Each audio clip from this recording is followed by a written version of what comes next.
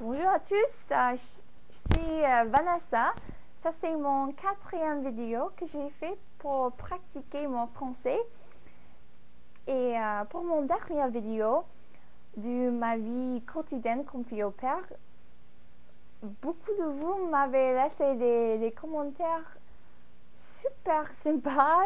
C'était encourageant. Vous m'avez laissé des conseils et merci beaucoup. Je suis trop contente. Et en fait aussi, beaucoup de vous m'avez demandé, Vanessa, qu'est-ce que je peux faire pour améliorer mon français?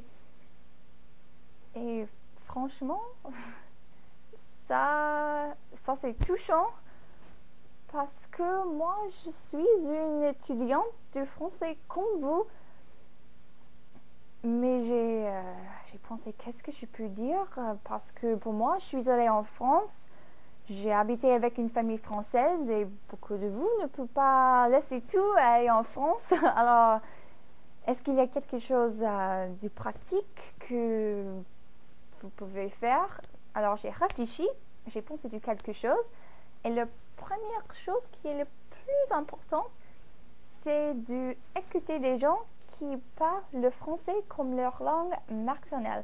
Ça veut dire qu'il faut écouter des gens qui sont des pays francophones, la France, au Canada, l'Afrique du Nord, n'importe où, mais quelqu'un qui parle le français parfaitement, ça veut dire pas moi. Mais en tout cas, je suis vraiment contente que vous regardez ces vidéos quand même.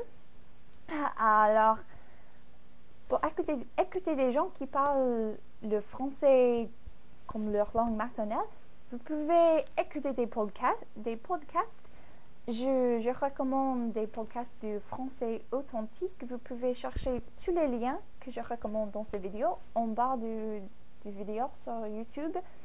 Mais des podcasts du français authentique qui sont intéressants et aussi si le podcast est trop difficile à comprendre, vous pouvez lire le PDF en même temps et ça aide beaucoup.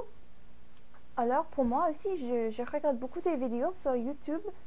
J'ai trouvé quelqu'un qui a téléchargé beaucoup des documentaires des animaux en français sur YouTube. Alors moi, j'aime bien les animaux, des lions, des crocodiles, n'importe quoi.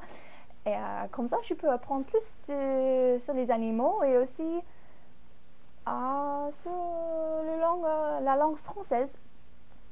Alors, il y a des podcasts, des vidéos sur YouTube et aussi, personnellement, j'aime bien lire en anglais et aussi, comme j'aime des mots sur une page, j'aime bien aussi lire en français.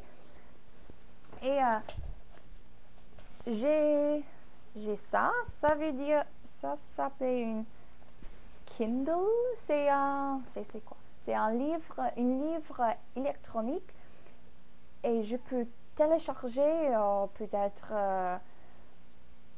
je peux trouver des livres français gratuits ici et je peux les lire vraiment facilement, mais je crois que les livres qui sont ici, vous pouvez aussi les trouver sur l'internet. Alors pour moi, j'ai trouvé, il y a quoi? Il y a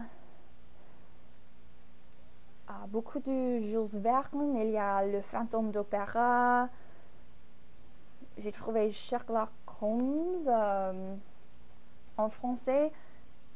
Alors il y a beaucoup, alors je lis beaucoup et aussi j'ai trouvé un site web qui s'appelle Il était une histoire et je vais mettre le lien en bas, mais sur ce site, je crois que c'est plutôt pour les enfants, mais c'est pas ennuyant.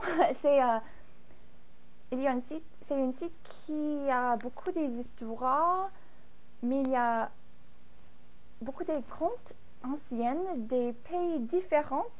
Alors il y a des contes en français, c'est tout en français. Il y a des contes chinoises, indiennes, françaises, il y a beaucoup des autres pays, mais c'est des contes qui parlent du culture, des histoires, sont des histoires intéressantes qui sont mises dans leur culture. Alors, avec chaque conte, il y a une page que vous pouvez lire, mais aussi il y a un MP3. Alors, pour moi, je veux améliorer ma prononciation. Alors, je peux écouter en même temps que je lis. Peut-être je peux essayer de lire d'abord et après je peux l'écouter et je peux voir, mais je dis ce mot différent, alors je dois pratiquer plus et peut-être je peux écouter encore, je sais pas. Alors, ça m'aide beaucoup de lire des petites histoires intéressantes qui a un MP3 aussi. Alors, il y a des podcasts, des vidéos sur YouTube, des livres, des petites contes et aussi regarder des vidéos. Oui, des films. Je regarde, pendant que j'étais en France, je crois que j'ai regardé tous des films des enfants qui étaient dans l'appartement, comme des films comme Bambi, Aladdin, la petite sirène et tout ça, parce que je connais l'histoire et il y a beaucoup de dialogues. Alors, ça m'aide beaucoup, mais aussi, si vous n'aimez pas des films des enfants, j'ai trouvé que des films qui ont beaucoup de dialogues, comme des romantiques, comme des comédies romantiques, on dit ça, je crois, des comédies romantiques, parce que dans ces films, ils parlent beaucoup, et d'habitude en anglais, je n'aime pas beaucoup ces genres du film. Mais je sais pas pourquoi, mais en français, ça m'intéresse beaucoup parce que le dialogue est simple et c'est facile à suivre, mais je prends beaucoup des mots pratiques. Si vous aimez des films d'action, peut-être vous pouvez regarder des films d'action, mais pour moi, j'ai trouvé que ces films n'avaient pas beaucoup de dialogue, seulement aide-moi, je meurs! Et tout ça, c'était pas vraiment pratiquant. Il n'y a pas beaucoup de vrais dialogues, mais vous pouvez essayer, bien sûr. Alors, j'ai regardé des films et je crois que c'est tout parce que ici, dans ma ville, au Corée du Sud, il y a pas des Français, il n'y a pas des francophones. Alors, je dois pratiquer le français sur l'internet, avec moi-même, ou avec vous, sur ces vidéos. Alors, j'espère que ces recommandations vous avez aidé un peu. Peut-être qu'ils sont un peu normales, mais en même temps, ça a marché pour moi et ça marche maintenant. Alors, j'espère que ça peut marcher aussi pour vous. Et je crois que même si on ne peut pas aller au pays francophone, on peut pratiquer le français n'importe où, même si je suis ici au Corée et chaque jour, peut-être chaque quelques jours, je fais quelque chose en français. Je lis des podcasts, des vidéos, n'importe quoi.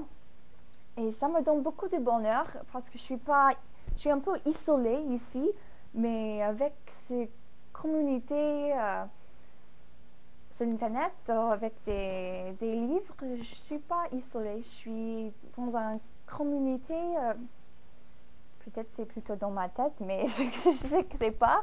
Peut-être c'est sur l'Internet aussi, mais je peux faire des choses en français n'importe où. Et j'espère que vous pouvez aussi. Alors, merci beaucoup de regarder cette vidéo et bon courage à parler le français. Et si vous avez des questions, vous pouvez me laisser dans les commentaires.